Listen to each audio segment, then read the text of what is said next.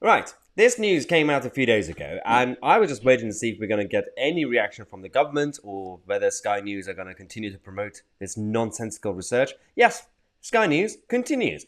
If you haven't heard, there is a research that came out that apparently farming in the UK is too white. Yeah, this is according to, Sky News promoted this research saying that why farming in the UK is predominantly white and what's being done to increase diversity. Come on, guys, sort it out. Despite the fact that the majority in the country are white and no one's stopping you from becoming a farmer. But basically, the analysis by Sky News finds that 97.2% of workers in agriculture and the whole industry, including fishing, is essentially white. Now, the problem here is that the Royal Agricultural University, RAU, decided to get involved and find out more about this massive problem on a societal scale. And they also believe that we have to do something about people's skin color. Yeah, even I was gonna make a bad joke about even white people in the summer farming, they might get tanned anyway, so I can't say that, right? So basically, let's talk about this analysis that Bioscan found that 97.2% of workers are essentially white, and the director of academic services at the RAU, I don't know what the hell that is, but as in the academic services, says that increasing diversity in education could reduce barriers. What barriers? What barriers are we talking about? If you are simply discussing the fact that it would just happen to have the majority of farmers being whitish, that's one thing. But if you're going to claim that there are barriers, that there are people stopping you, if you're from India or Mexico or wherever, or Finland, no, they're white, doesn't count. And if someone's stopping you from becoming a farmer, then that is a whole different allegation. Now, there is definitely, obviously, the internal the farming gangs and the suppliers that exist in each area. That's different. That applies to every industry and every business. People deal with people that they know, not really because of skin color, but because they're familiar with the supplier and the customer and the whole all the businesses. That's a different issue.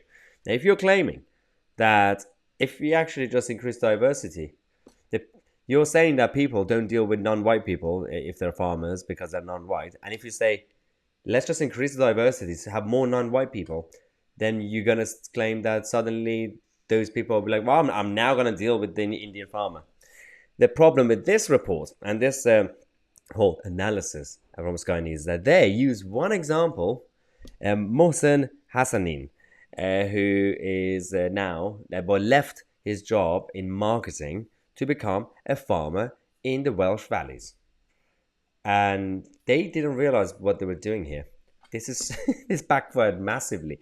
They were talking about, the whole report was about the fact that basically there are barriers. If you're not white, you can't become a farmer. And then they interviewed him, Mon-Sun, and said that he became a farmer from marketing and from a different culture. So you can, right? If Mon-Sun could become a farmer, I can too, right? I can give up YouTube and I can become a farmer in the Welsh valleys. So what are we talking about? Why are we talking about this? Why is the whole country going crazy with weird wokist quotas and everything else? Leave people alone. If you want to be a farmer, become a farmer. Doesn't really matter about your gender or skin color. I can assure you.